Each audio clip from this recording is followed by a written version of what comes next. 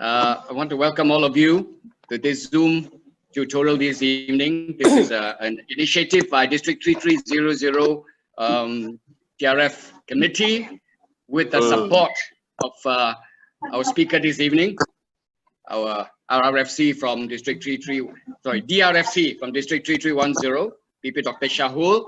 And because he's speaking, we have got a stellar cast of visitors from all over the world, practically. So welcome all of you to this Zoom tutorial this evening. And I'd like to acknowledge the presence with us this evening, a Rotary Regional Foundation Coordinator, Past Governor Jason Lim, all the way from Bangkok to support this event. And he will also be a resource and will be speaking to us shortly.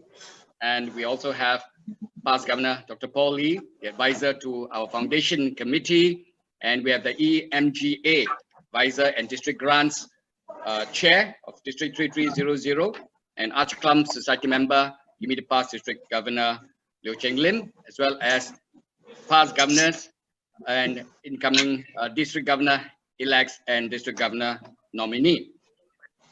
Now, the whole idea of this tutorial was basically we needed an expert to share with us, basically to get our Rotarians excited about global grants, because in District 3300, it's no secret that not many of our Rotary clubs have been embarking on global grants. And really the focus now should be a move from district grants to global grants. And that's why we especially invited Dr. Shahul to share this session with us. And he was our speaker at our seminar 2 years back, and his session was very well received, obviously. So once again, Dr. Shahul, thank you for spending time with us this evening. We know that you've got a very busy schedule.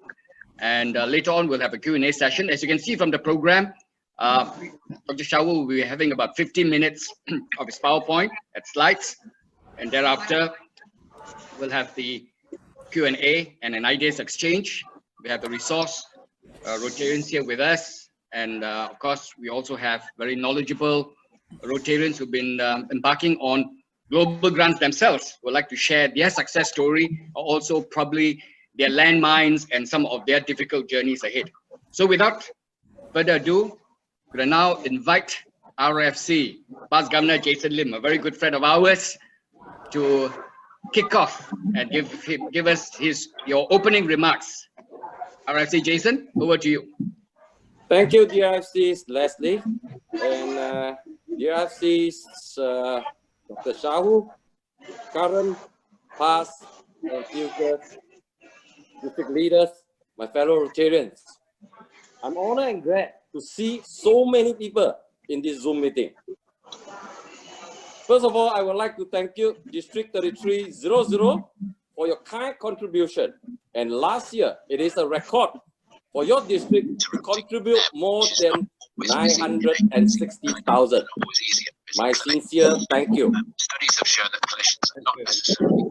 Everybody knows that this year is going to be tough due to the pandemic. It will be a challenging year, but with Rotary Vision, together we can create change. And with the 4 priorities that we have, increase our impact. Okay, so communication is a two-way process, but and expand our reach, enhance participant engagement. Sorry, RRFC, Jason, just give me a minute. Bernard, Sure. Could you mute everyone, please, Bernard? Yeah. You don't mind? Bernard, there's a bit of feedback, there's a bit of background noise. Thank you. Sorry for the interference. It's okay. Everyone, please, sorry. And finally, to increase our ability to adapt.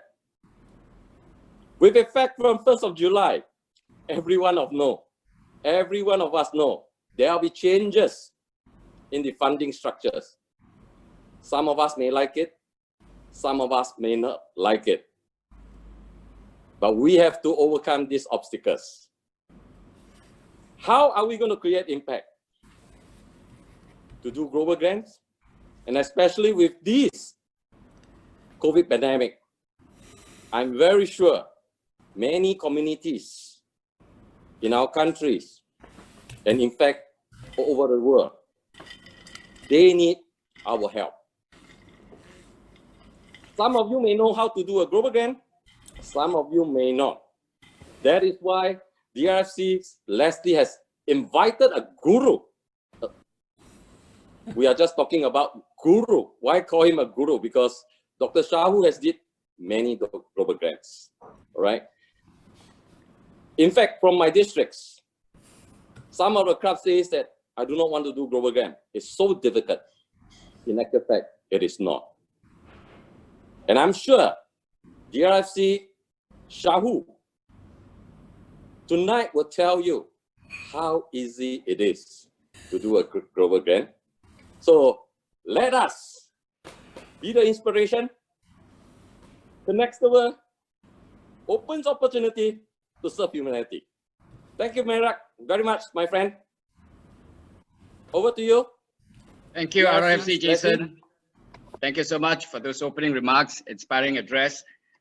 Jason is no stranger to global grants. His district, he was also a champion himself. I think you've granted about 90 over global grants yourself. I think your district, you're leading the way in Thailand. So well done, Jason. So that's why we really need you all to help us out.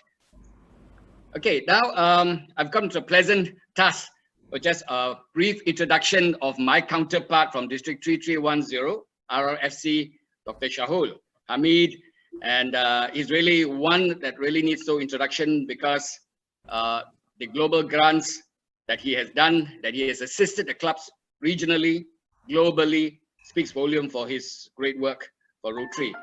But for those newer Rotarians, especially those from our district who may not know Dr. Shahul very well, let me just share with you a little bit about this gentleman here who's going to share with us on global grants, a comprehensive guide. Dr. Shahul is with the Rotary Club of Singapore, and he was with the club quarter of century ago. He's been a Rotarian in the Rotary Club of Singapore and has served as a club president during the Rotary year 2013-2014. And he's a dental surgeon by profession, and he's also an adjunct professor as well in lecturing dentistry. So sometimes you'll find him talking on the phone, holding a drill with one hand, and probably giving guidance on global grants and patients. He does it so well, I don't think the patients can even feel that he knows that he's actually talking about global grants while he's working on them. And Dr. Shahul is, as I mentioned, an adjunct senior lecturer in the Faculty of Dentistry at National University of Singapore, and a council member with the Singapore Dental Council, and a member of the panel of advisors for the Family Justice Courts, Republic of Singapore. And apart from that, he's currently serving as the DRFC, and in the past 6 years, he's also served as the Grants, Stewardship, Scholarship, and District International Service Chairs for District 3310. And he's also appointed member of the Rotary Foundation's cadre of technical advisors from 2017 right to 2023. And his current interest is leveraging in Rotary's global grants to community projects and missions. And to date, he's assisted Rotary Club of Singapore, his home club, and clubs in the region in the application of more than 120 global grants. And as of today, RC Singapore itself already has some 61 global grants approved. That's probably more than my district will ever put up in the next 3 to 4 years. So that's an incredible record. And in recognition of his contribution to the community and for his work with global grants, Dr. Shahul has been conferred the honorary membership to 9 Rotary clubs around the world, right? In Indonesia, in the Philippines, in India, right? And he's also an invited speaker at Rotary Foundation seminars for districts, both in Singapore, in Malaysia, Indonesia, Taiwan, Philippines, Nigeria, and India, right? And he's also a recipient of Service Above Self Award and the Rotary Foundation Citation of Meritorious Service and the Republic of Singapore's Public Service Medal. So with that introduction of PP Dr. Shahul, I'd like you to take over and take us through your session, your comprehensive guide to global grants. Over to you, Dr. Shahul. Right, thank you very much, DRC Leslie. And can I just shift it? Hang on, yeah? All right. Now, many thanks, DRC Leslie, for inviting me to be here today. It's indeed my pleasure to speak to your district again. And I thoroughly enjoyed my last visit to KL. It's almost 2 years ago. Yes, that's right. Now, this is a topic that I've been tasked to share with you. I just want all of you to just sit back and relax and just listen to whatever I have to say.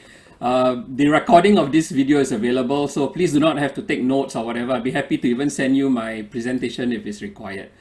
Now, what is the Rotary Foundation? I think the minimum that you should go away after today's presentation is to know that the Rotary Foundation is a charitable arm of Rotary International, right? We are all Rotarians, we are all members of Rotary International, but please know that the Rotary Foundation, TRF, stands for the Rotary Foundation, and it's a charitable arm of Rotary International. Let's go through a little bit of the structure of some of the activities of the Rotary Foundation. So you can see here, the Rotary Foundation does several types of activities and grants. I've highlighted the humanitarian grants. That's where our interest is for today. And the humanitarian grants itself, we can broadly split it up into global grants and district grants. Now, the global grants is again highlighted. The reason, simple reason is that in our district 3310, we very hardly do any district grants. I would say more than 90% of our DDF is used for global grants. And global grants itself, we can easily divide it into three broad types of grants. And the one that we are most familiar with are the approved humanitarian global grant projects. There are some projects that's available as VTT, Vocational Training Team grants. And of course, there are occasionally scholarship grants, and usually in Singapore, we are the receiving country and receiving club for a number of scholars who would come from either Japan or USA to study in one of our institutions in Singapore. Again, our 3310, I'm not so sure of 3300, but 3310, we do not do any scholarship grants. We do not support that. For the simple reason that the scholarship grant would benefit one person, and I'm sure that person will contribute greatly to Rotary in the future. But the opportunity for a wider reach with a global grant where you can benefit so many more people, that is what we are concentrating here in 3310. Now, preparing a global grant, a comprehensive guide. Actually, to tell you the honest truth, DRC Leslie will share with you after today's meeting a series of slides that's prepared by Rotary Foundation, the top 10 things you can do to improve your grant. I think that will definitely cover today's lecture. But going through that lecture alone will be very dry for all of you, especially those who are doing it for the first time, and I thought that I'll add some spin to it. Right? So we'll just run a poll just to see what the audience is like. May I ask Dr. Bernard to just run the first poll? My club is planning to do at least one global grant this year, or you will be involved in one as well. You know, just a quick one. Just do agree, disagree, or unsure.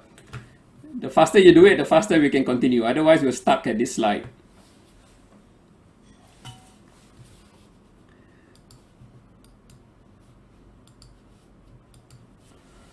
Come on, guys, let's do it.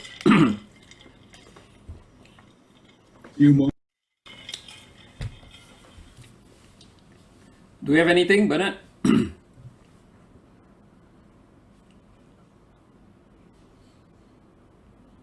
Okay, that's very good. So we have a very good percentage of attendees today, 3/4 who agree with this statement. Let's continue then. Can we close it? Okay, great. Now, just a few disclosures before I go to the actual talk itself. Number one, these are all my views. I do not represent the official TRF view, but the fact that I'm DRFC, I can tell you that I've checked and counter-checked my facts, but I still believe that I may not be 100% correct. So if there are any errors, it's completely mine. The second thing is that with the COVID-19 lockdown, I have not been able to travel since February. So for those of you who have listened to my lecture before, my apologies. There are no new slides from February onwards. So you are stuck with all the old slides I have. And the last thing is that I will just like to correct DRC, Leslie. I think I did not update the number of grants that RC Singapore has done. As of this morning, we've got 83 global grants approved.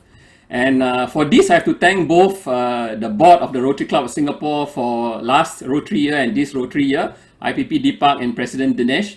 Wonderful board, both give great support to the Club Foundation Committee. And last year was a record. Our club put together 52 global grants. We submitted 52 global grants. In the end, we had to pull some out because of the COVID-19 situation. But still, last Rotary year, we had 14 global grants approved. And this Rotary year is just 1 month old, and we've got already 13 approved. So 27 global grants approved just the past 13 months. So thank you very much. I know my President Dinesh is here, and some of the board members for this year and last year are also here. So thank you very much for the support, because without the Rotary Club in Singapore, I'm nobody. All right, so thank you. I really appreciate the support that the club has given me. Now, let's talk about what Rotary is all about. Who are we? Why are we joining this organization? Right? If you think about it, this statement is really, really good. I think it's something that I use for reference all the time. We are volunteers. All right, some of us are from other countries. We have some friends from Philippines, we have friends from Malaysia, Singapore. We're a global network of volunteers from 200 over countries. And what do? We spend our time, our talent, and our treasures, I must add that, to tackle the world's most pressing challenges. So we connect, we inspire, and we transform. So this is the basic premise of what we as Rotarians do. Everything else, if you talk about membership, you talk about public image, you talk about international service, you talk about community service, everything will focus towards this. We are trying to tackle the world's most pressing challenges. We come together of different background, different expertise, and we dedicate our time and talent for it. And what better to demonstrate it by a global grant? Now, the mission of TRF, just to refresh again, doing good in the world. I mean, there's nothing wrong with that. It's a fantastic mission. Do you think so? Doing good in the world? And the vision of TRF, it's a bit longer, but the summary is this: to make the world a better place. Now, let me take you on a journey around the world, just to share with you what Global Grants has achieved in countries other than Singapore. This is a group of school children, school kids within the age of 10 and 14 years old in a school in Nigeria. Now in Nigeria, if you see 15 girls here, I can tell you that the rate of students, young people in this age group between 9 and 14 who are not in school is 28%. So of 15 students here or 10 students here, you will see another 3 or 4 students who are out of school. I think that's the basic thing that we should expect of all our young people, to be in school. Look at the happy faces when you see them. I was on the 2nd floor when I took this picture, and I called out to them and asked them to give me a wave. And look how happy and carefree they are. But what is the future for them? In Nigeria, unemployment and underemployment for young adults under the age of 40 is a whopping 40%. Now with the COVID-19, unemployment rates in Nigeria is climbing up for everybody. It's climbing up to 30 to 40%. So what's the future hold for them? So these girls are queuing up for a global grant project that was approved recently in Nigeria. It is for vaccination against the HPV virus. HPV virus vaccination will prevent the development of possible cancers related to the HPV virus. And this is something that Rotary is doing on a large scale all over the world. And this is something that we are proud of to be involved in other parts of the world. What if you are young and disabled in Nigeria? What is the future for you? The future looks bleak. If you look very carefully, you will see, if you look very carefully at the slide here, this little boy is actually holding a card that has a Rotary logo on it. So Rotary has sponsored through global grants for this child to be fitted with limbs. Over a period of time, as he grows taller and bigger, his limbs need to be changed. that is a global grant project. Let's go to India. The Rotary Foundation, through several clubs in Taiwan and in Singapore as well as in India, had a new spanking building built for 150 students in a village about 3 hours away from Kolkata. The grant enabled the kids to study in a proper building other than the village school that they used to have, and avoid problems during the monsoon season where flooding means that they are unable to function in their school. But there are other needs as well. What are they? Food. You have a building, they have spanking new uniforms, they are still asking for help. And this is the basic need to feed themselves.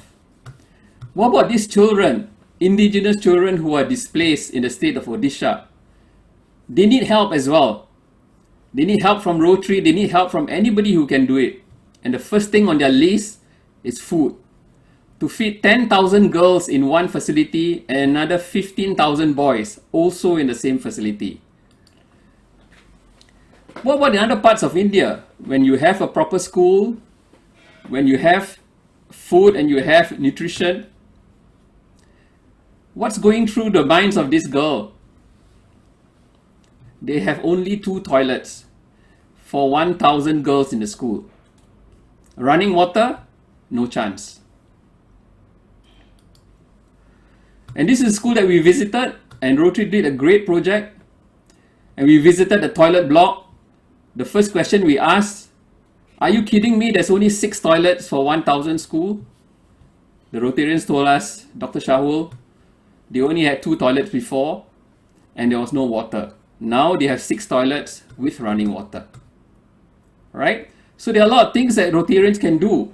Let's go to Vietnam. What are the chances of this 10-year-old, 11-year-old girl staying in school and finishing her elementary school?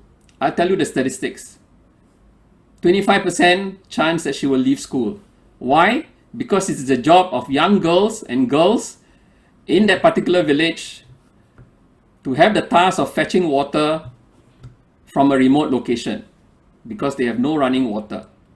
Rotary came together, did a global grant, and this girl now has running water in her home. But the bigger impact is that it allows her to go to school uninterrupted. What about being born with a congenital problem like cataract?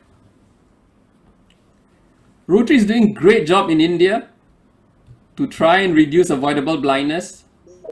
And without the help of Rotary, I can assure you, this little girl will not be able to see.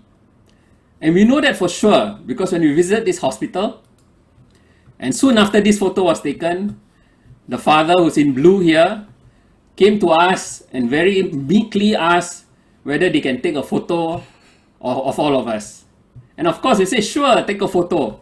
After the photo was taken, he told us that the reason why the photo is taken is that he wants to show his daughter the Rotarians who paid for the surgery so that she can see. Philippines. This is a project with the Rotary Club of Rizal West, our sister club.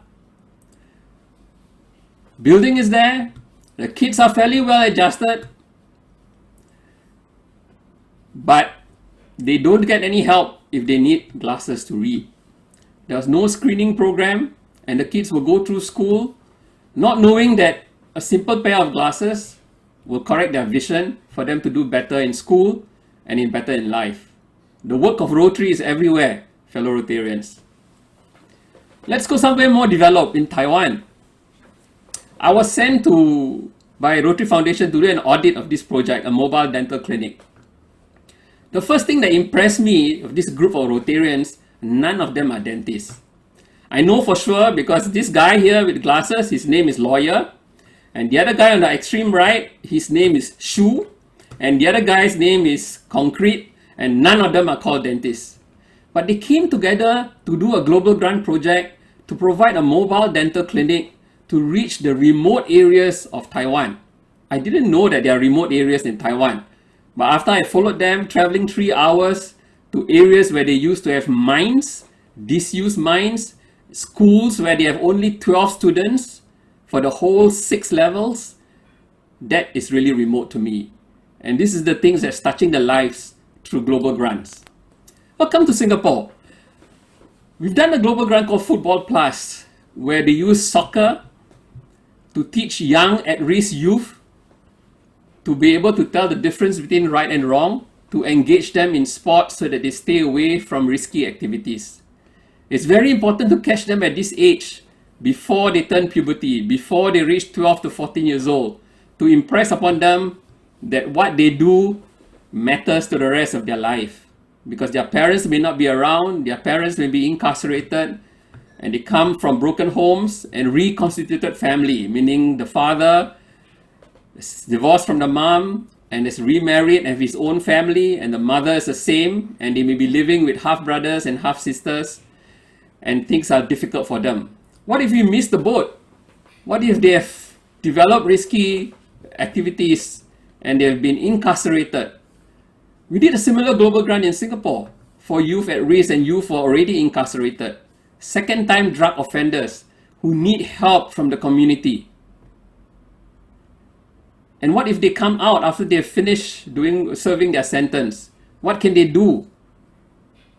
What about a vocational project for them so that they come out feeling useful to society and not being dependent on what they were dependent of before they get incarcerated, and they will not go back to their old ways? Our grant actually did a mentor's handbook for youth offenders, and the money was used to do this project so that we can help youth at risk. How about suicide? Every year in about July, the Singapore authorities will release the figures on suicide. I can tell you, fellow Rotarians, the number one cause of death for young people between the age of 10 to 29 in Singapore is suicide. Every 4.5 days, so if you start the week on Monday and today is Thursday evening, one young person between the age of 10 and 29 would have committed suicide. Every 4.5 days, right? That's 3 suicides for every 2 weeks. That's 3 suicides too many. What are other mental issues that are facing our young people? Do we assume that they are going through the same kind of stress as we do? Can a global grant help to relieve their problem? If you can just save one life, if you can just avoid one suicide, I think that's a great thing to do. Now, for the information of Rotarians, I've just gone through the 6 areas of focus, from peace and conflict resolution, personal conflict, conflict within yourself, disease prevention, water and sanitation, maternal and child health, basic education, as well as economic and community development. So your grant that you hope to do has to fall within these areas of focus. Of course, there's a 7th one, but it's not going to come until 1st July 2021, and we shall not talk about it now. And another thing that I want to highlight to you is that the Rotary Foundation advise and recommend that you use this logo. These are the official logos, and any of these logos are not recognized as the official logos anymore, so please avoid it if you can. Oh my god, what happened? Sorry.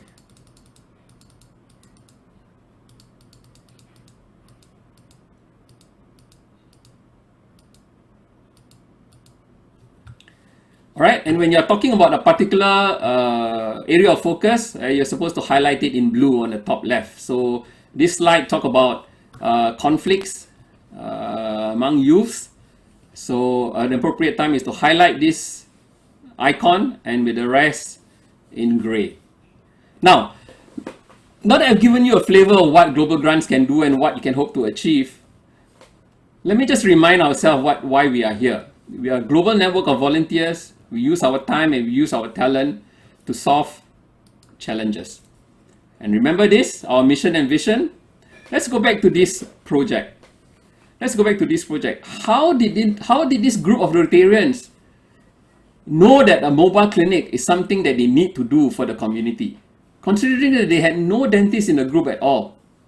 So this is what we are here for, to connect what is already completed, looking back at what has already been completed, and see how we can learn to plan for our own projects in the future, right? Preparing itself has a lot of meaning. You can have a template and start writing, but more importantly is the thinking that goes behind it. The thinking that goes behind it is the most important. We'll go through some examples in a while, but first of all, I just want to highlight that the Rotary Foundation has a lot of resources, and I do a lot of reading. Even now, if I'm looking at a grant which I'm not so sure, it is very important for you to have all these reading materials available for you for reference.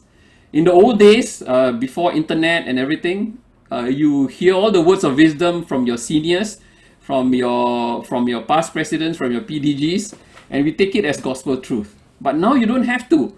You can challenge me and look up the actual resources itself and say, hey, Dr. Shahul, whatever you are saying is outdated already. And I can see from your own district, you have your own online trading modules. If you go through your website, and same thing in our district, and this is the icons that we use for our district. And we really encourage you to go through this seminar called the Grant Management Seminar. It's about a 3.5-hour seminar, but trust me, you can do it at your own pace, and it allows you to download all the resources that you will need to start a grant. How nice is it? Everything in a package, so as to speak. So you know the breadth of the whole requirement, and you can use it as a reference in the future. So why are we putting ourselves through this? Why is it so troublesome? Is doing global grants, is it really troublesome? Let's find out. Bernard, please, let's have the second poll while I take a break.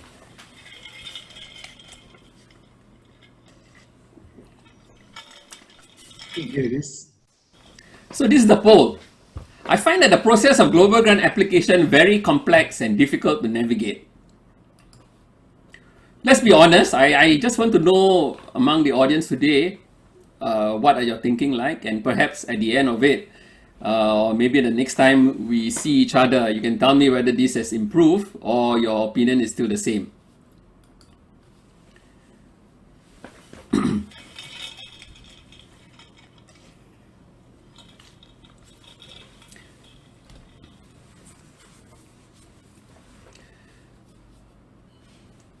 Come please everybody, just click on it and click submit. Share the results here. Right, so we have 43% who agree, all right, and 34% is unsure. So we only have 1/4 of you guys who disagree with this statement. All right, that's a good start. That's a good start. All right, so we have some work to do. Now, let's do a retrospective kind of study, retrospective kind of look as to how we can put together a global grant and what are the lessons learned. I want to share with you this project. It's the Help the Children project. We have a 10-year experience with this project. I must confess that I only got involved with the project in 2012, 2013 onwards. So my experience for the years before that is garnered from the Rotarians who are our partners from the Rotary Club of Malang Central. Now, let's look at this boy. What do you think is going through his mind? He's 11 years old, he's in primary school. He comes from a village that is fairly remote from places like Singapore. What do you think goes through his mind? Is he concerned about his end of the year exam? Is he concerned about going to a good secondary school? Or is he looking forward to after school so that he can do some part-time work, maybe become a car valet or parking valet, so that he can direct traffic and earn a few thousand rupiahs for his family? What about this girl? Do you think she's concerned about how well she can do in sports so that she can get into a better school? This is something that a lot of Singaporeans think about, how well she can do in other CCAs. No. She has bigger problems than that. So how do we know what these two children from and their friends and their parents and their family, how do we know what they need? So we'll study this project, we'll study how we've learned from this project and see how we can apply for our own grant. Right. So this is a snapshot of one of the years in 2011.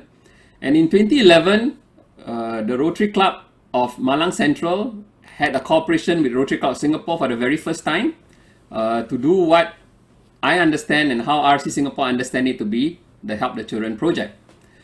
Now, our interest at that time, this is a picture in 2010, and you can recognize our honorary member Mohan Vaswani, one of the big supporters of grant projects in Singapore. Our interest at that time was with an orphanage in Malang, the Bhakti Luhur orphanage. We were doing quite a bit of work over the past few years, at least the Rotary Club Singapore, and before that, for almost 50 years, honorary member Mohan and his family has been associated with this orphanage.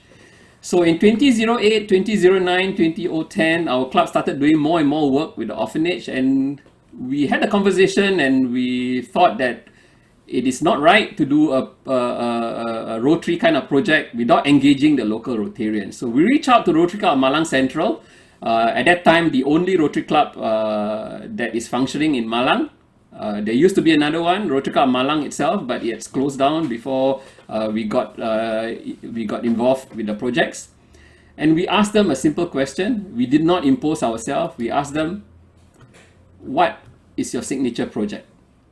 So they explained to us that some of them are teachers. At that time, Rotary Club Malang Central, I think, had about maybe 15 to 20 members. I know PDGL is here, so I stand corrected. But it was a small club doing small projects, but totally dedicated Rotarians. Some of them are ex-teachers, some of them are current teachers, and through their profession and through their vocation, they have enough exposure and they know what is the background that is needed.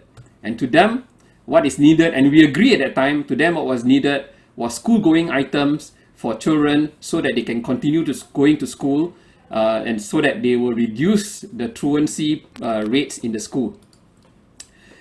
We were very impressed because when they give away the items, they did not just give away to the children. They make sure there was a large meeting with the parents. And that was something that we learned very early on, that we should engage with not only the students, the beneficiaries, we should engage all the stakeholders. We engage not only the parents, but we also engage the teachers. We had a chance to talk to each and every one of the parents. We had a chance to visit their homes, to see the conditions that they are living in, and we try to understand what is the number 1, number 2, and number 3 help that we can give to them.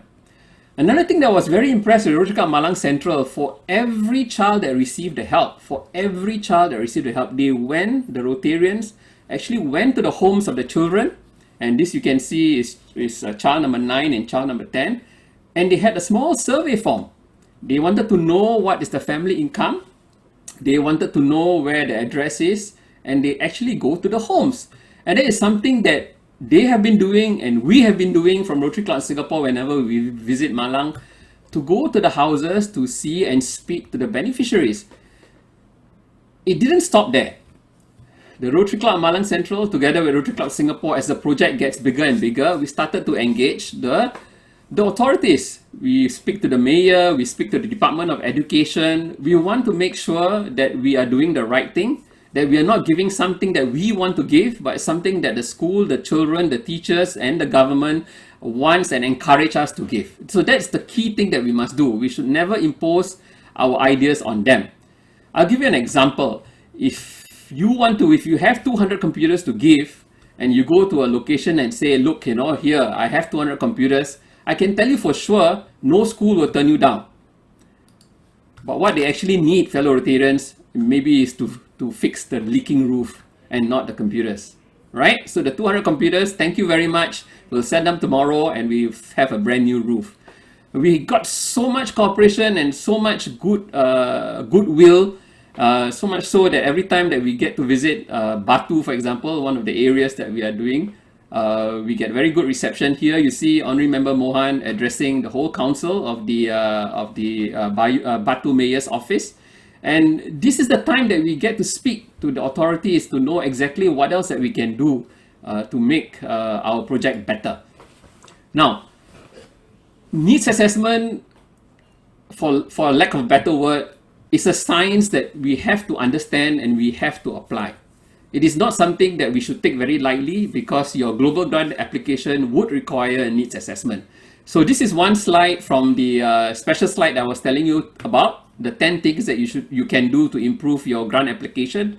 And this is number 1, top of the list, needs assessment. So what is need assessment? Look at this thing. The community assessment tools is something of a document that's available, multi-pages, and it's something that even up to today, when I'm preparing for the talk and wanting to cross-check references, I will still flip through this document to see how it can help me. Now, what is community assessment? Let's say you want to help these children. You have an idea. Somebody comes to you. It always starts with an idea. Maybe a fellow Rotarian has some connection and tell you like, look, you know, the teachers are telling me that a lot of kids are staying away because their parents cannot afford. Or every time the kids go to school, they get a scolding because they don't have a particular textbook, or they don't have proper shoes, or they cannot walk a long distance because the shoes are in terrible state. So you hear all these things. I mean, I hear all the time, you hear all the time as a Rotarian. And the thing is, can you help us? Right? So that's a good start. So you know that you already have a community that you want to help. But please do not stop there. Do not just give whatever that is being requested, either by the beneficiary itself or even by somebody you know, a mutual acquaintance. Go there and do your own community assessment. So you have an idea to find out what is it that this community is strong in? What are the weaknesses? What are the assets? And what is it that they normally need? So there's an acronym for it. So it's called SWAN, S-W-A-N. So if you take this education project that we are talking about in Malang, what is it that they need? They need school books, they need school uniforms, and they need money for supplementary school fees. General school fees is free in Indonesia, but they need some extra money for supplementary school fees. And that is something that we can give so easily. But if you do that alone, you may not be able to give a really good holistic approach and a solution to the community. We also found out other interesting things. We found out that one of the problems is the mindset of the parents, especially when it comes to girls. Some of them do not feel that there's a need for their daughters to go to school. Right? So we also found out something very interesting. We talk about truancy rate. We also had a problem with some of the school where teacher absenteeism is rampant. So we found out that teachers are sometimes not motivated to go to school. There's no proper structure for them to gain training. There's no career pathways for them. And some of them even have to do other work, other part-time job to supplement their income. So how are we going to empower the teachers? So that was an interesting thing that we found out. And we also had to find out what is it that we can do for the family so that they can be independent. We cannot be giving school uniforms and books every year in and out.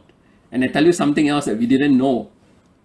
Some of them have siblings in the same school, right? So you help one, you got to help the other. So these are the things that we have to find out. So you can see that the SWAN acronym is very similar to this SWOT analysis that we use in our corporate world. So please apply it in the same manner, right? So why do we need this? We need it because we really need to understand the dynamics, and you cannot just do it over the phone. You cannot just talk to a few people. Sometimes you start by talking to the parents, and then you realize that you also need to talk to the teachers. And then when you thought that your things are done, you realize that you need to talk to the school principals, because the teachers will tell you something that they are not, maybe they're not getting enough support from the principal, and this is something that we need to talk to them as well. Then when you think that you can have an idea of how to help for the parents, the ideas and solution must come from them, right? I'll give you another example. When we wanted to work out a livelihood program for this project, we went around observing the families, and we realized that most of them are farmers. They have a small shed, a small house, and maybe a slightly bigger piece of land where they will till the land for farming, for agriculture products. And we said, why not we do a project that can make them more efficient in their farming methods, because this would translate into income for them. You know what they tell us? Say, Pak Shahul, we stay here, we work for the landlord. This is not our land. Right? So something that we learned, right? So we shouldn't assume. So in the end, when we talk to the parents, we realize that it's the women, it's the mothers that are at home most of the time, and the fathers usually are out working. And they suggested that we should do a cooking program so that they can do, they can learn and do certain kind of cooking like cakes and cookies, and they can use it to supplement their income or even start a small business, especially when it comes to celebrations like Eid, where they can actually supply cookies and cakes to the other people in the village. Now, if you do an effective assessment, you will find out more about the whole project than you knew from the beginning. Like what have I explained to you before. If you find out after the assessment, you are self-satisfied and you only get whatever that you understand, even without doing the assessment, please relook again. There could be some flaws in your assessment. The Community Assessment Tools book give you a series of guidance as step by step and tell you how to do it. So this is a recommendation, the protocol, so as to speak, to set up a committee, include your partners, cooperating organization and vendors, identify who are the stakeholders. That means the teachers, the parents, the school principals, and the government agencies, and use the community assessment tools. At this point, I just want to share something with you. When I was a young dentist, maybe about 20 years ago, 20, 30 years ago, I was very much into learning all these latest techniques about dentistry. And I remember a group of us actually, or not a group, maybe 3 or 4 of us actually flew to Sydney to listen to this implant guru, as to speak. You know, dental implants was big time at that time. And we went to listen about how this guided surgery and some new way of doing dentistry and implants that will allow the patient to have implants and teeth on the same day, you know. So we were all so excited. We paid a lot of money. It was a 3-day full course. And the first day we received something like this. It's a set of protocol, 15 steps you should follow for you to be able to do this successfully. So typical smart ass, like people like us, we all whispering and talking to each other. We're looking at the 10, 15 steps. We say, number 3 not important. Number 5, forget it. Number 6, it's a repeat of number 3, you know. And while this was going through our mind, can you imagine the professor actually read our mind and say, gentlemen, these are protocols. And if you want to duplicate the success that we are having here, you must follow each and every step. So in the same thing of this community assessment and how to do it, please look at it carefully. Set up a committee. You must set up a committee. You must have partners involved. You must sit down and really identify who the stakeholders are. If you only say me and my international partner and the teachers and that's it, you know, you're not really casting your net wide enough. So please do not skip any steps. And if you do skip, please have a reason for it, so that when you look back, you know what are the things that are lacking in your assessment. Right? So above all, you keep an open mind. You'll be surprised at some of the things that you will learn. Now, there are 6 community assessment tools. I will not go through it. I will just highlight it here. And the book will also tell you the different features of each of the assessment. You really need to understand it and choose the relevant assessment so that you can do the assessment properly. And this is the booklet that I was telling you about. Please read it at your own leisure and use it as a reference. Now, Rotary Foundation itself, for the global grant, requires you to fill up this assessment results form. It's the same for everybody. It's like a test, but only that you know the questions beforehand. All right? So these are the typical questions that you get, and you must try your best to use this form as a tool, a communicating tool between yourself and the Rotary grant officers, between yourself and your district officers. All right? Please give as much relevant information as possible, and please do not, I've seen maybe 30 or 40 of these assessment results forms, and you'll be surprised at some of the answers that some of you have written. Example, beneficiary community or institution. Teachers in Malang. All right, okay, that's brief enough. Groups in the community that will receive a clear and direct benefit. Elementary teachers in Malang. Beneficiaries democratic information.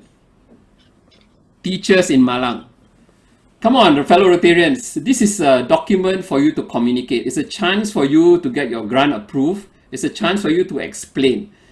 Don't go to the other extreme and fill up information that is not required. All right, it's very, very specific, and think and rethink even after you fill it up that it makes sense not only to you but to somebody who's reading it for the first time. Now, what methods do you use? I've seen a survey. I've seen a form that tick each and every one, all the 5, 1, 2, 3, 4, 5, 6. I say, okay, you guys are really hardworking. Can I have a copy of the survey, please? No, we don't have it. Can I have the transcript of the community meeting? No, we didn't take any minutes. Right? So whatever that you think, what methods that you use, it must be something that is evidence-based and something that you can back it up. All right? This is not a PhD paper that you must have all the references. But if you conduct a survey, at least you must have the raw data, right? Okay? And these are the other questions that they ask you, right? Especially the last two here. You must list the things that you would address and list the things that you will not address. You cannot solve all the problems in the world, but the fact that you know some of the things that you cannot address means that you have given the whole thing a thought through. Right? I'm sorry, I'm getting a lot of feedback. Okay, so these are the questions that the rest of the questions that's available here. And I understand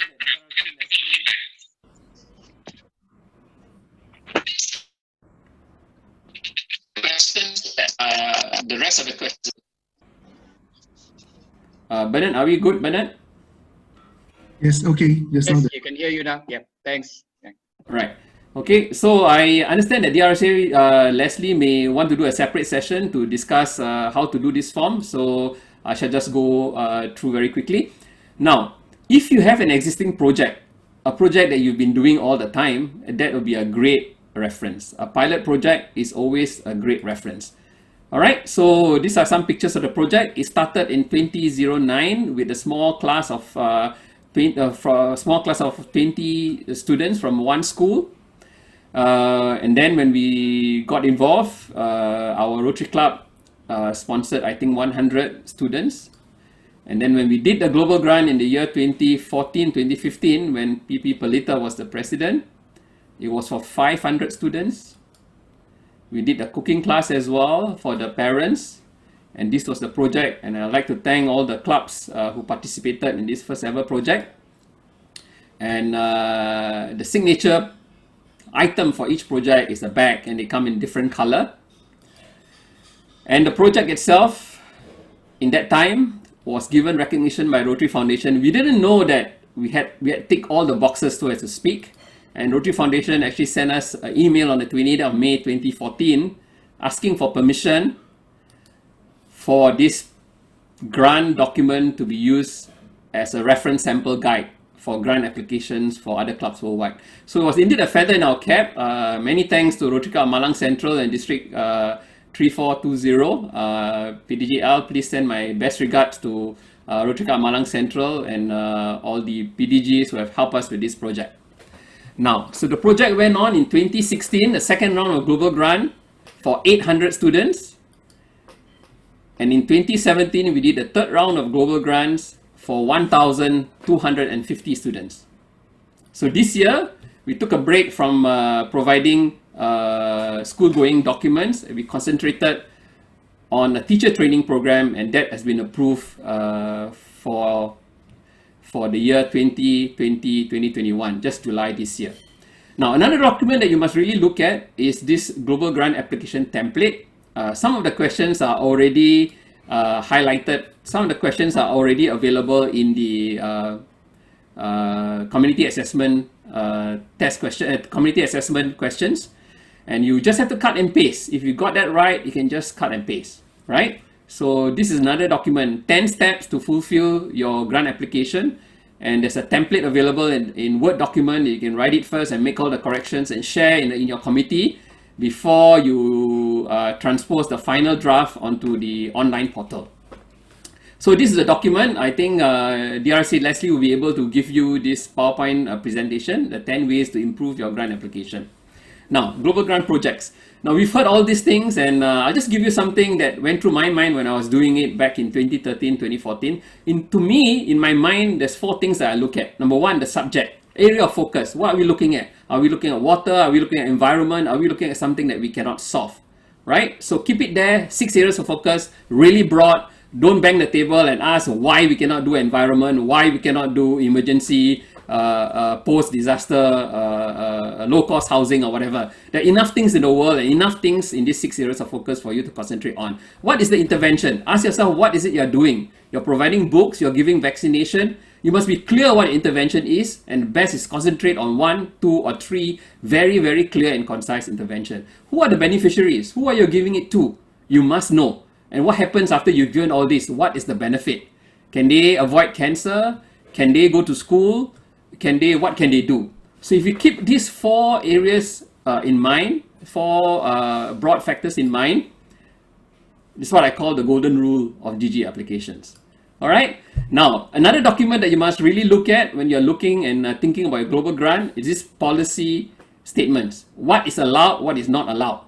All right. So this is an example of what is allowed. You can strengthen healthcare system. You can improve the capacity of local healthcare professionals. You can train nurses. You can train doctors. You can train paraclinical professionals.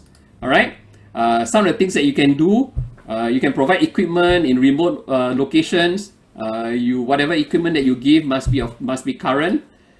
And you can even do things to control diseases transmitted by mosquitoes. Dengue, people, dengue. All right, we can do this. Right, dengue is so prevalent here in Singapore and Malaysia. What is it that you cannot do? If you're just buying equipment, you cannot qualify as a global grant. All right, so don't bang your head and get all frustrated as to why my grant is declined, why my grant is rejected, why the grant officer is asking me so many questions. It's there. It's in the policy statements. Please read it. Right? So I know that 3300 had a program on autism, a grant on autism approved. So congratulations. I thought that was a fairly difficult one and they got it through. So these are the things that we can learn. But it's there. Nutrition programs, feeding programs, very big in Philippines, also a problem, right? Because whatever that you feed the kids, when you stop the feeding program, they tend to lose whatever that you've given them. Okay. Now, very quickly again, I know I'm running out of time, but let's go very quickly. The next series of slides are not from TRF. It's my own personal slides I just want to share with you, right? If you want your program to be successful, identify a vulnerable population. Every country, even in Singapore, anywhere you are, there are groups that need help. These people, for some reason or other, are not as privileged for the rest of us. So if you can identify them and do something for them, that'll be a great start for your project. Your global grant must have training element. It must have training elements. If it doesn't have, think about it and see how you can include training elements. The reason is very easy, right? Training is something that they cannot give away, right? And lifelong skills. After you've trained them, they've acquired the skills, whether it's hairdressing or cooking or whatever project that you can think of, computer skills, English, teaching, these are the things that they've learned and some things that they cannot sell, they cannot trade, they cannot exchange, and they cannot lose.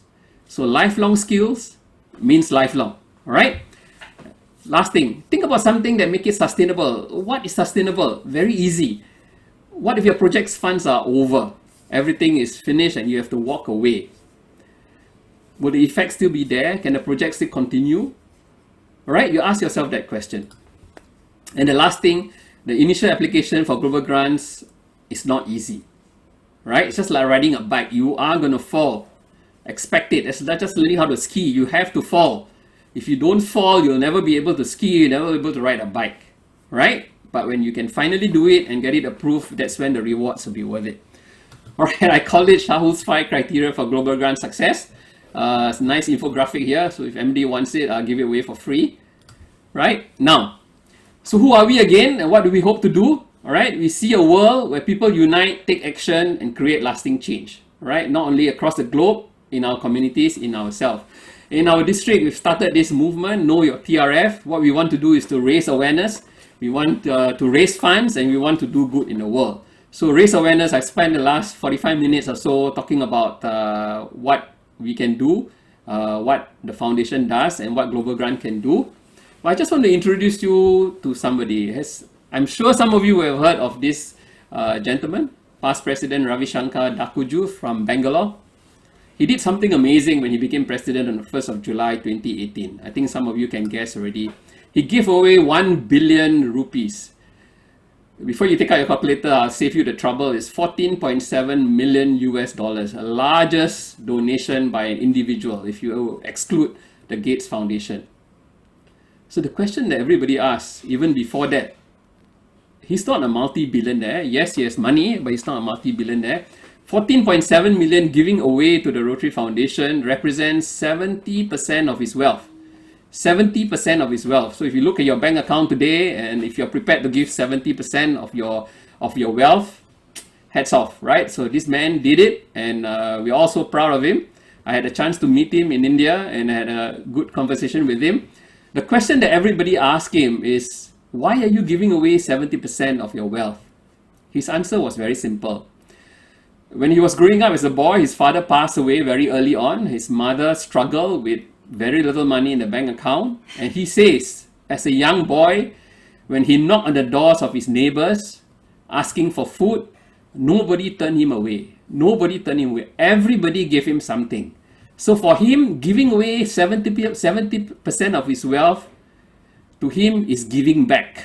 It's not giving away. It's something that we all can learn. So I ask you fellow Rotarians to come together to invest in humanity. This is a picture of two boys from the Rotary Club of KL the Rajas Children's Home in KL. That's one of my favorite places to visit every time I go to KL. Thank you, PP Kamfat, for doing such a great job. Now, we want to encourage all of you to give. Every Rotarian every year. What does it mean? You can do good in the world, and it's always better to give than to receive. Trust me on that. It's better to give than to receive. What's the difference between us, who the haves, and them, who are the have-nots? Can we choose who we are born as? We can't. All right. I always remind ourselves that it's always better to give than to receive. The key and the call right now is for Rotarians in our district, and I hope even to 3300, to think about giving $100 US per Rotarian per year to the annual fund. If you have an occasion, a birthday to celebrate, if you have an anniversary to celebrate, if you have another grandchild, or you have a newborn to celebrate, think about giving and commemorating this event with a $100 donation to the annual fund. If we can get each and every Rotarian to do that, it will mean that we can do more good in this world.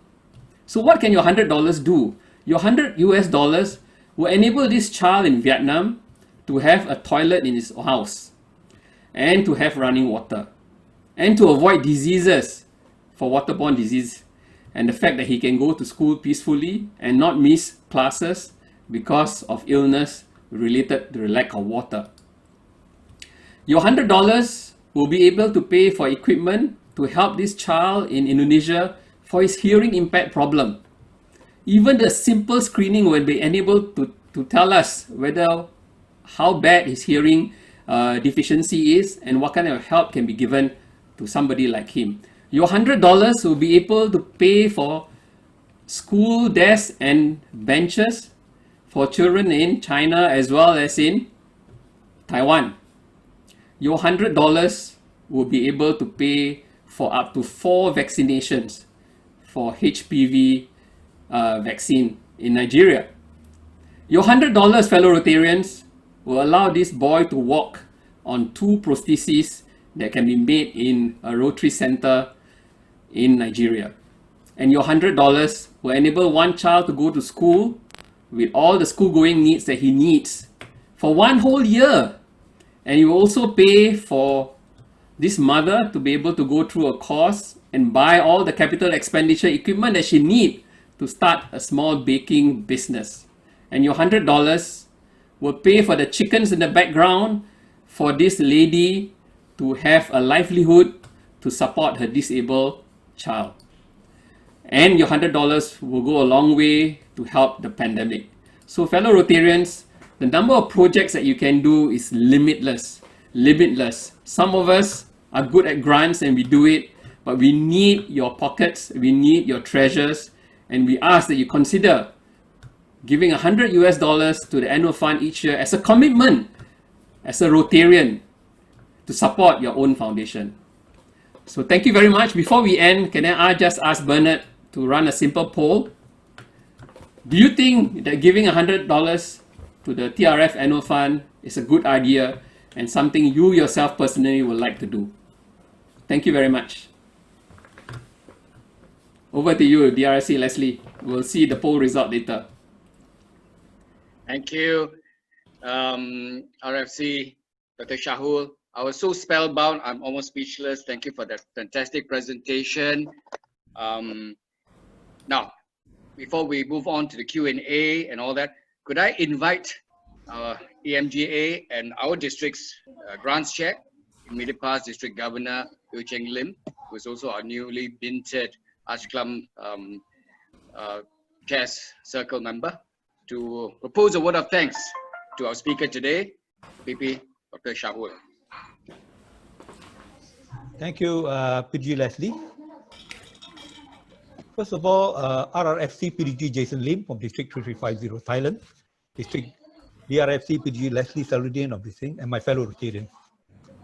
I consider it a great honor to propose a vote of thanks to our distinguished and knowledgeable speaker, Dr. Shahul Hameed, DRFC of 3310 in Singapore, who graced us online with his very informative and comprehensive address on the do's and the don'ts in applying global grants. It may give you a bit of sleepless night.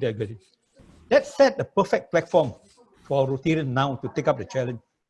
And of course, setting the way to a successful global grants application, which our district is facing a lot. I'm sure Dr. Shahul is ever ready to help if any one of us face any obstacle in your global grants application. It's only one phone call or one email away. Knowing him, once again, Dr. Shahul, we will ever be grateful to you and thank you for sharing your wisdom with us tonight. Thank you. Well done. Thank you. Thank you, IPDG Leo. And perhaps we could do the Q&A session right now. We have got, and those of you who would like to pose some questions to RRFC, Dr. Shahul, please, you can put it through the message. We have got two that I would like to kick off this session with.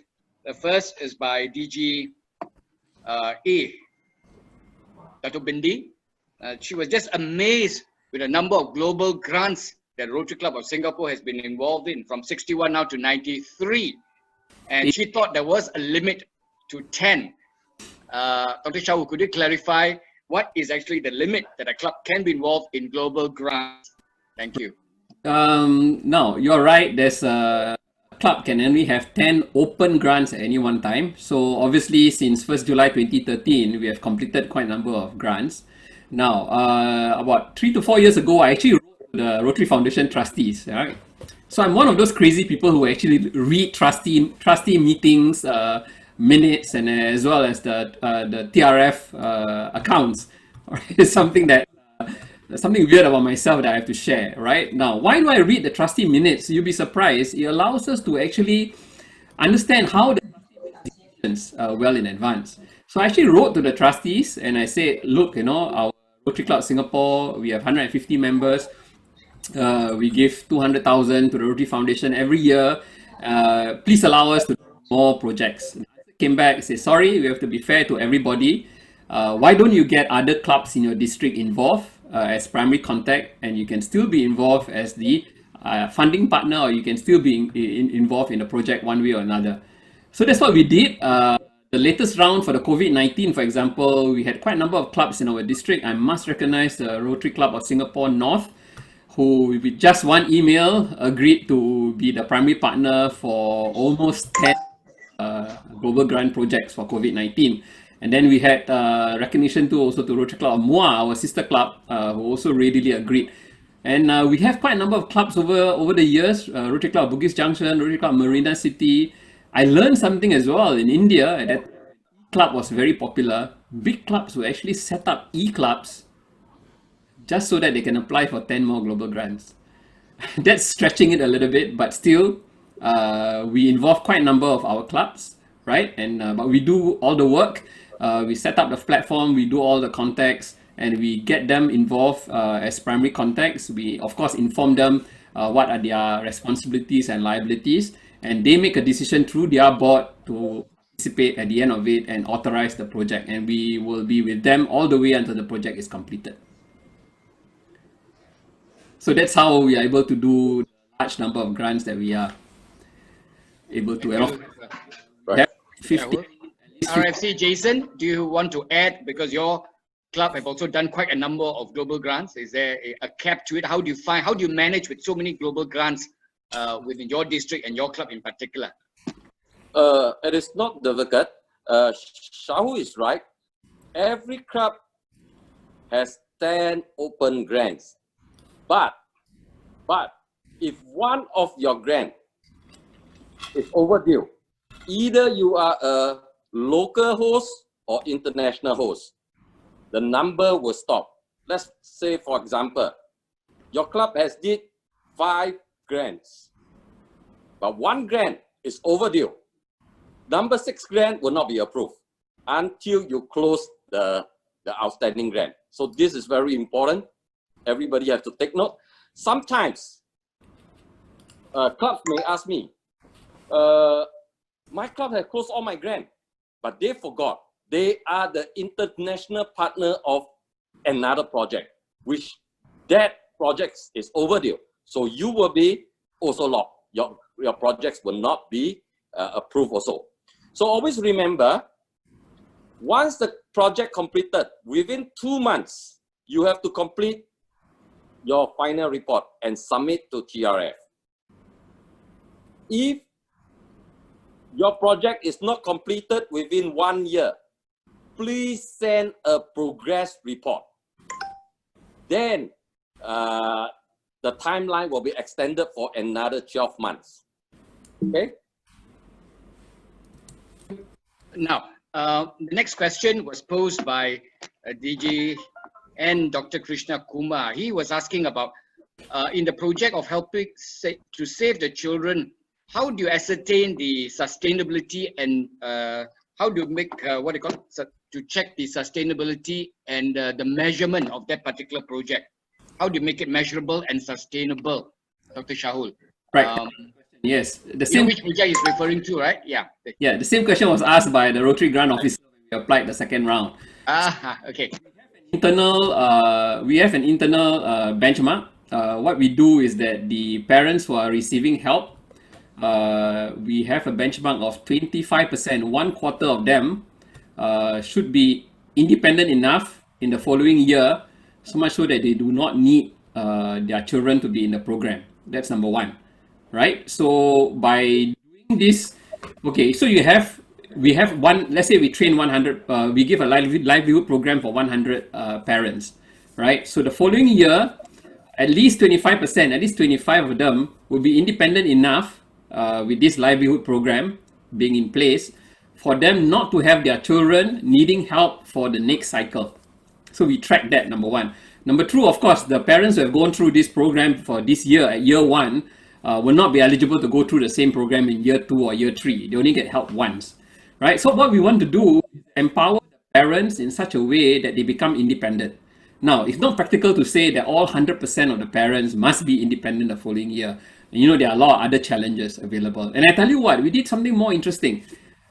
We also did from beginning to end. We trained them on how to prepare food, obviously. We trained them about food safety. We taught them about packing of food and preserving it and how to market their food. We did something else. We had an arrangement with the school teachers and principal to allow these parents to actually set up a table to sell their food just inside the school gate, right? So teachers and parents can actually buy the food from them before they leave the school. Just outside the school gate, You get all the ice cream vendors, you get all the sweet vendors and everything, right? So that allows them, so it's a beginning to end that we've thought through this program. But you are right, if you are just to give them the school going item, it's never ending. You got to give this year, the following year, and the following year. But we are committed to helping any of these kids who have received help from year one. We were committed to make sure that they complete the whole of the elementary education. If it cannot be covered by the global grant, it will be covered by a separate fund sponsored by the Rotary Club Singapore. Thank you, Dr. Shahul. We have Rotarian Cynthia Tan who would like to address a question to the speaker. Cynthia, please unmute yourself and sure. ask a question. Shahul, first of all, Dr. Shahul, thank you so much. This is an amazing presentation, very informative. Now, I know that your club is one of the leading clubs in getting global grants, and there are other clubs in the district, but by and large, I do not think in this district, global grant is a very, very prevalent thing that the Rotarians are doing. From your experience, what are some of the practical reasons that is really holding back clubs from moving this direction? Because this is really a multiplier effect. Can you share with us? Right. So this is my analysis. Number one is a lot of us want instant gratification. So presidents come to office on 1st of July and they want the project done and completed in their year of office. That is something that is not possible for a global grant. I think we must look from the point of view of what the club can do for the community, right? When I was president in 2013, I put together 17 global grants. Only 6 was approved during my year. And I tell you, I was more relaxed when the other grants were approved because I don't have to give the speeches. I don't have to be up there. I don't have to prepare anything. Poor Pelita and poor Alan, who were presidents after me, who had to, do all the formal things. Second thing is that I don't think we work hard enough in Singapore to get grants done.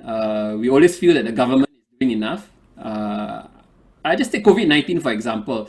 People will say, you're crazy, Shahul, you want to do a COVID-19 project in Singapore. And I tell you, we did a COVID-19 project $133,000 US.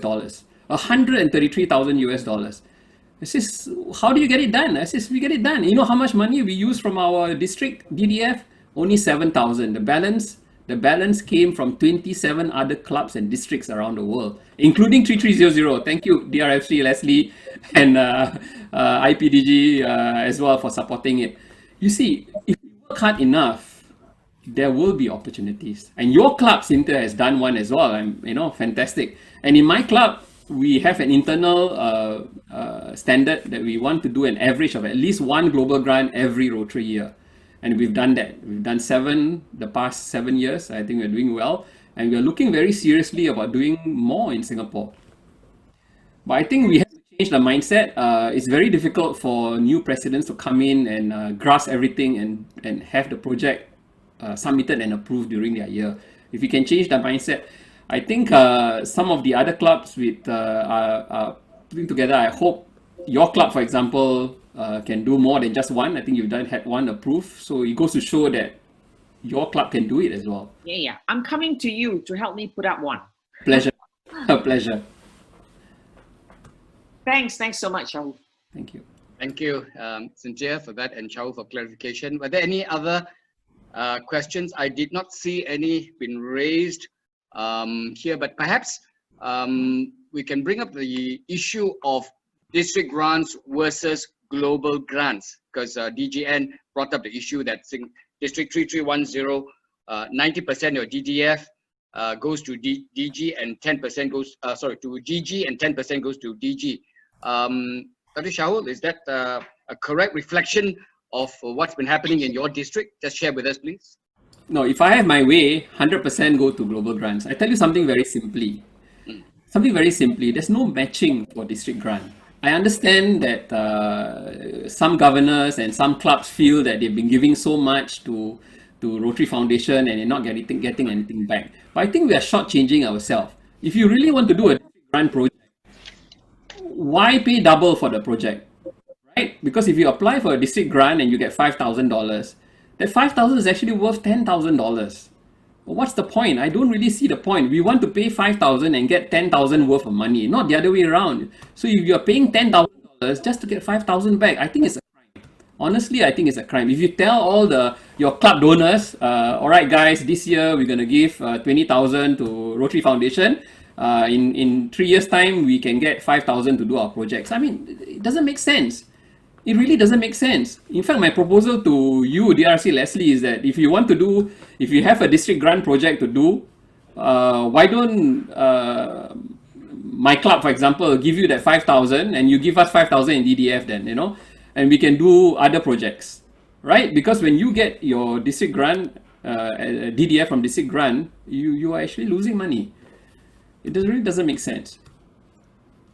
Thanks for that view. I would like to now perhaps get past Governor Dr. Paul Lee, who has got a very strong opinion in this direction as well. Paul, just share with us about what you think about the logic of global grants and district grants, Paul, if you don't mind.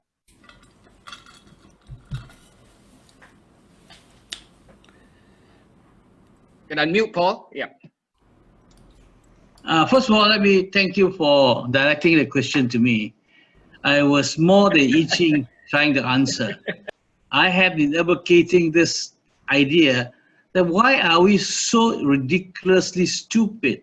I put it stupid by involving ourselves in district grants. It's like giving $10, take $5 back, and thanking people for giving you $5. It's stupid, but we continue to do that.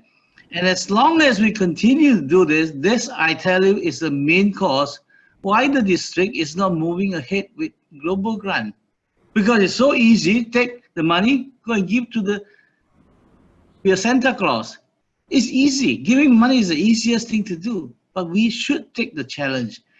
Global grant is not totally difficult, but it is also not that difficult. We must dirty our hands and get it done. If we don't do it, it's exactly what happened when I was governor. The district at that time, there were no matching grants until we started doing it. Somebody must start getting it done. We mustn't be afraid, and we must take away the district grant so that the clubs have no choice but to come in for global grant. And that it must be a dentist thing. Yeah, no, because I know. So I've been fighting this for years and years.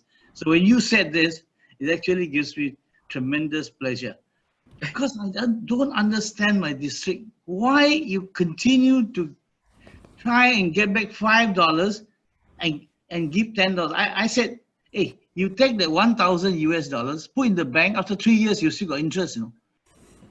This district grant, you put $1,000 there. 3 years. You take back $500 without interest, and then you thank people for giving you $500. I mean, what kind of logic is this? So my proposal is this: if you have district grants to do, we will support your district grant, and you give us in exchange for DDF. Yeah, I think you're totally correct, Shahul, because I hope and pray that the district will stop this for goodness sake, because we just cannot. Because it's absolutely, how difficult for us to contribute to bring out the DDF, and then you go and take back 50% after 3 years. I think we all must encourage all the clubs, not just in District 3300, but other districts, to go and do global grant. When you start, it's going to be difficult. I intentionally dirtied my hand by doing a global grant this year or last year. I personally went in and do it because I believe that unless I get involved, I won't know how to appreciate it. So I went in and did the global grant. It's not easy when you start doing it, but you get through it. I think the officers will help you. You can get it done. If you don't want to get it done, then you will never get it done. Thanks Shahul, for that encouragement that you have really put. Right. I think thanks Paul and the two dentists for this view. So we got the incoming TRFC city, take note, incoming governor, DGE, DGN. This is the direction we should go for. And I think this is absolutely makes sense that we should not take up, the clubs are so happy to get the 4,000, 6,000, 8,000 ringgit to do a very small project which is sometimes so insignificant just for the heck of applying for a district grant. So all our district leaders, take note. I think we got to really focus now on the wonderful projects that we can do on a global grant. Now, is there any more burning question? We have time for just one more question because we want to wrap this up. It's been a long session. And I think as adult learners, sometimes Zoom goes beyond 90 minutes. It's going to be a bit too long, and I'm a little bit hungry. I need to have my dinner as well. Any more burning question from anyone at all? Yes, who is that? Selva here. Selva, yes, Selva. One last question from you, Selva. Yes, please. It's not a question, I mean, it's a suggestion that why can't we have in our district a group of Rotarians who helps out the other clubs applying global grant, going through the process. Then it will help more clubs to apply global grant. Sometimes it allows those clubs alone to struggle on their own. It won't be beneficial. Like now we are getting help from Dr. Shahul.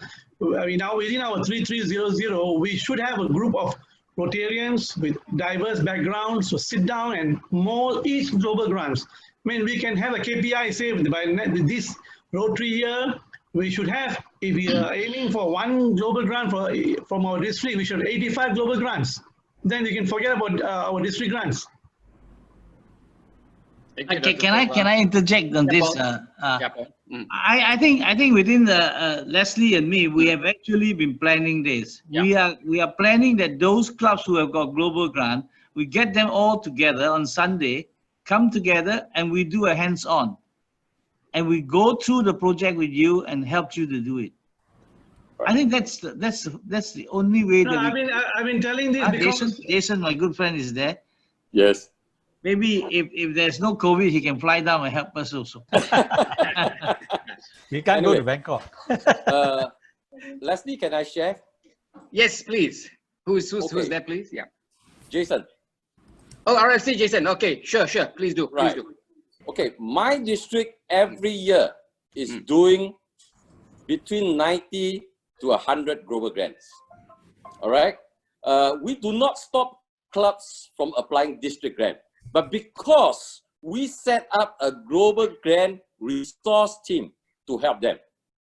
So when we have a global grant resource team, they are successful with their global grant. So they will not think of even district grant.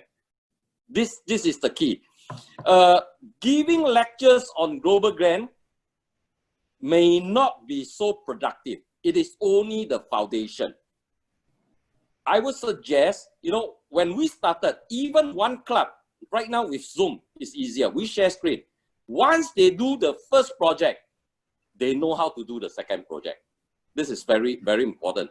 The main obstacles that people do not want to do global grant is because, number one, they do not have enough fund.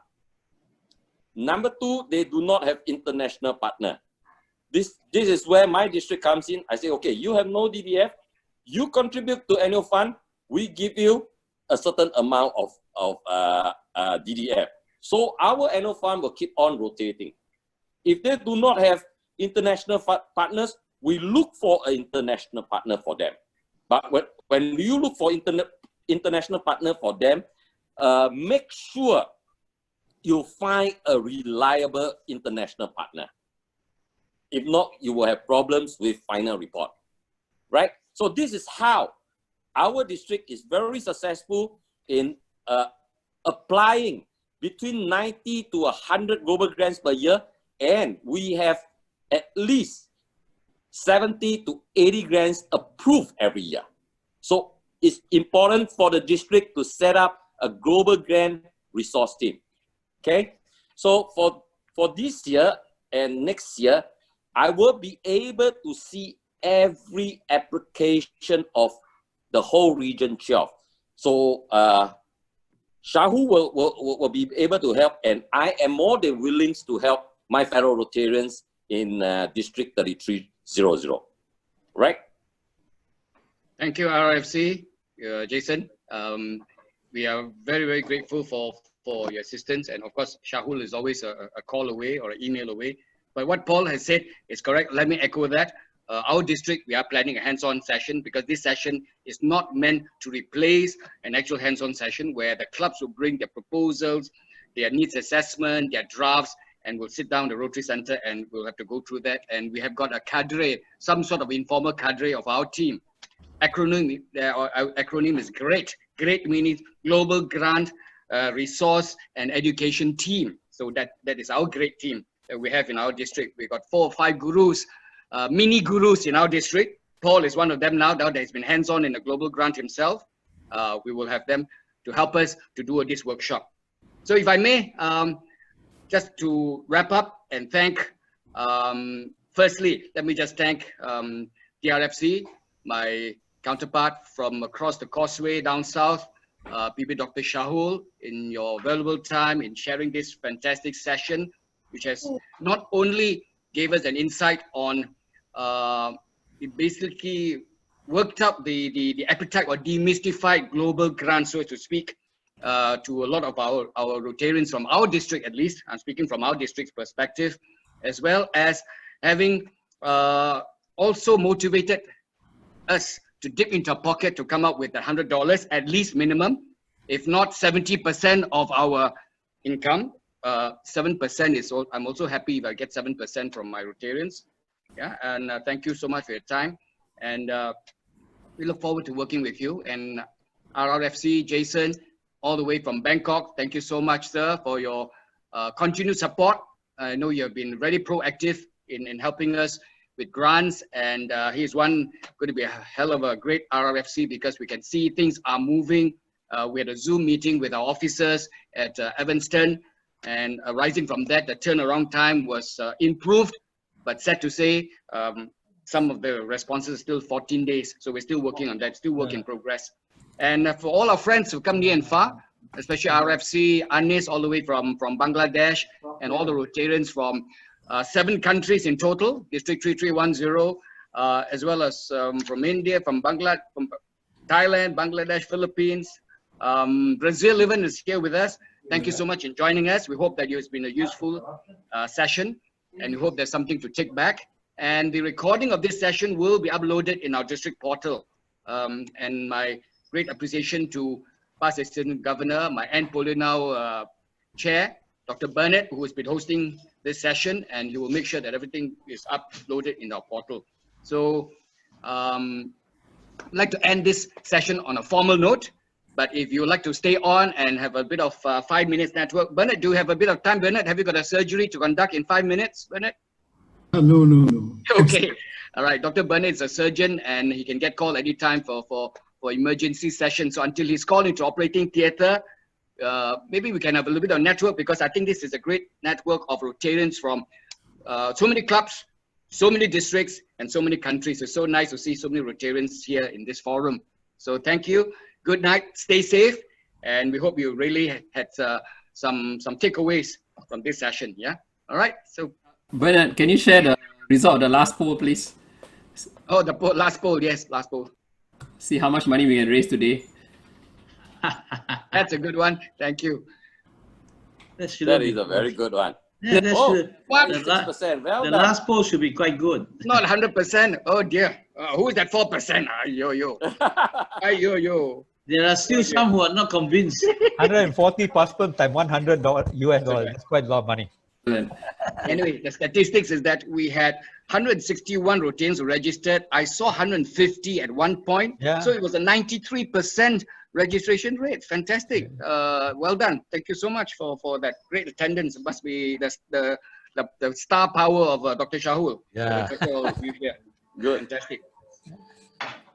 No, actually, the 4%, meaning to say is that they do not agree on $100, but they agree on 1,000. They want to contribute 1,000.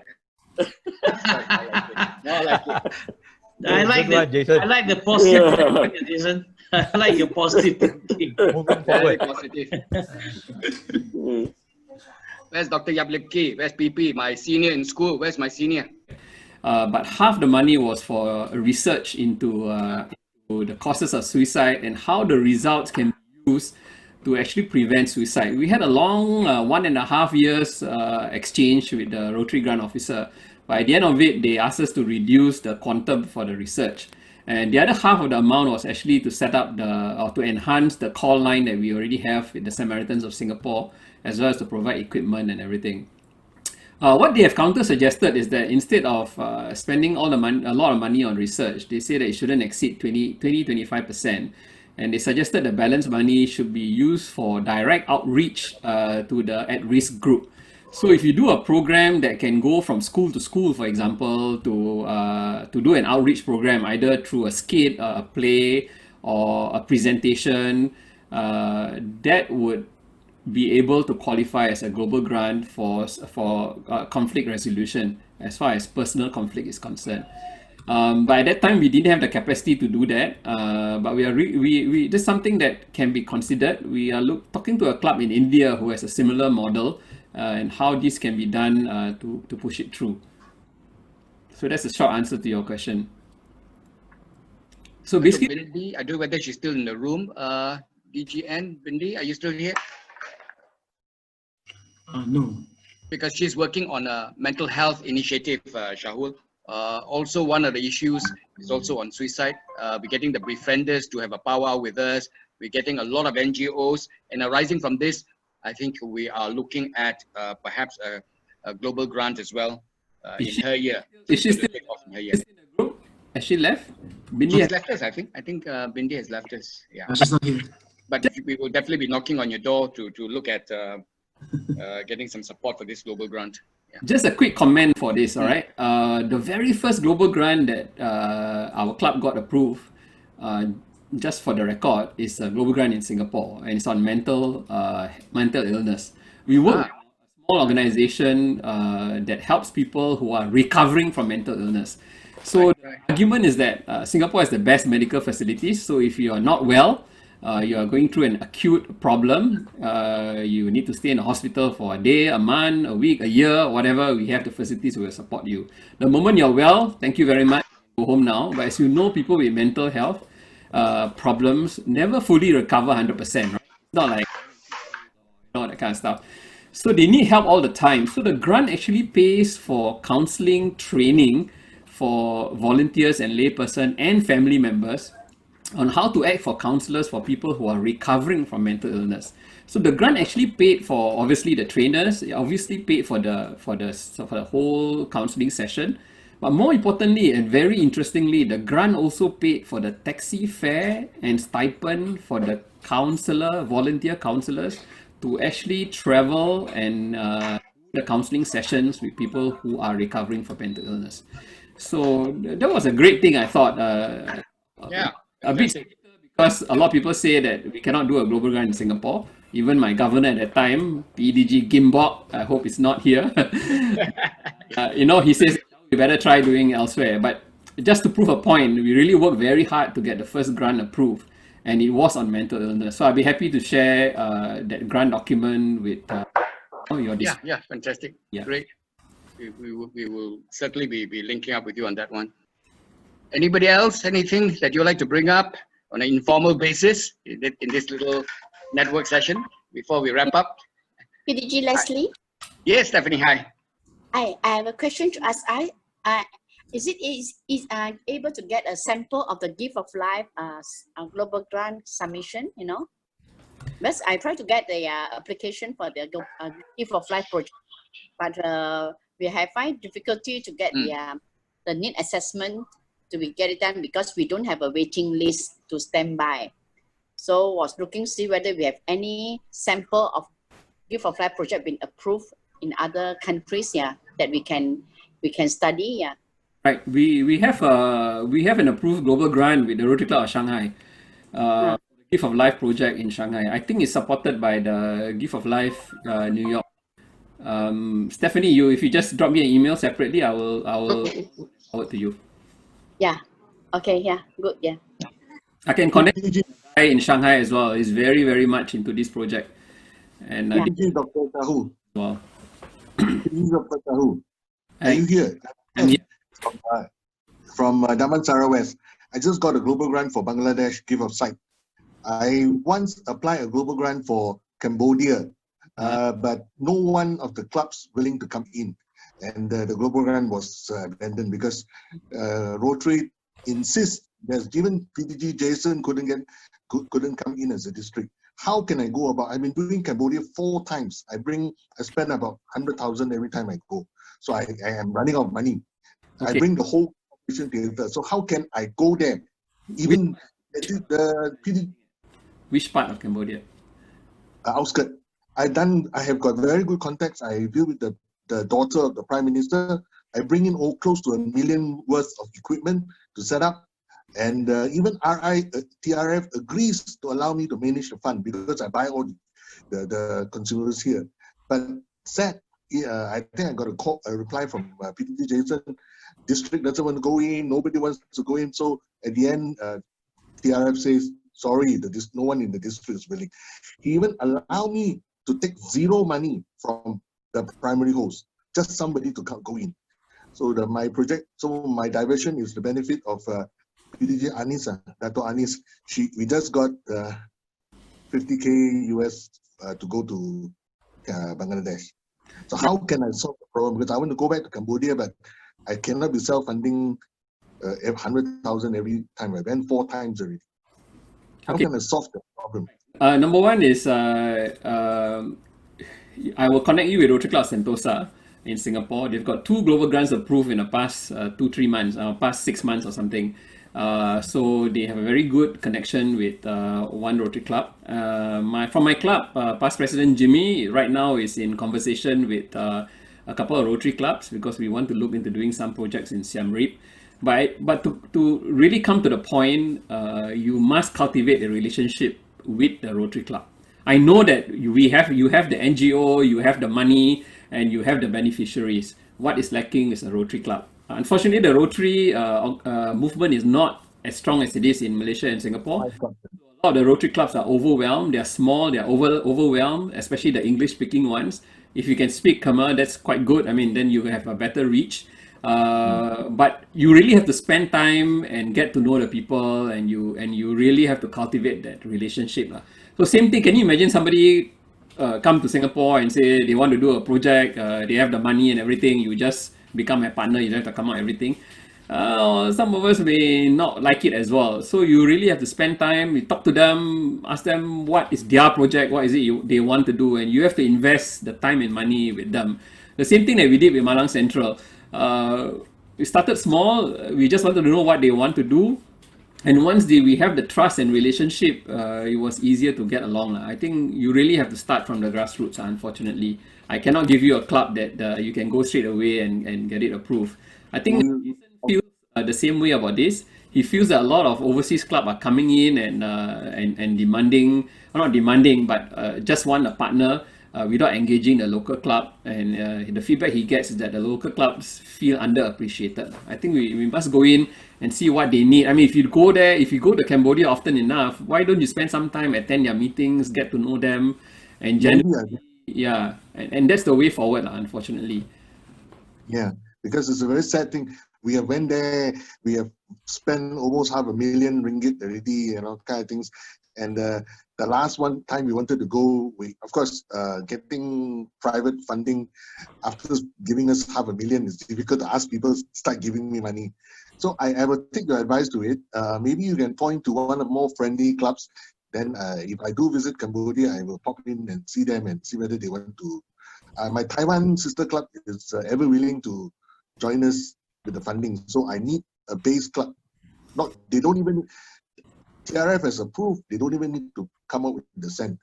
That's the beauty, and I can manage the money. It's as long as one club is there. Thank you very much, Dr. Shahul. Welcome. Okay. We are doing Bangladesh with E-Club, your E-Club, Juban Singh. Yes, he's one of the partners. So we are not going now. I think Shahul is here as well. Yep, Ban Singh is there somewhere. Okay, Dr. Shahul and friends, I think, thank you, Shahul. We had a long day. I think we need some rest. Thank you so much for the enthusiasm and the energy. Thank you, friends, for your participation and the fellowship. Dr. Bernard, thank you so much. I think we can probably now leave the session and we adjourn. So thanks, Shahul, again. And pleasure.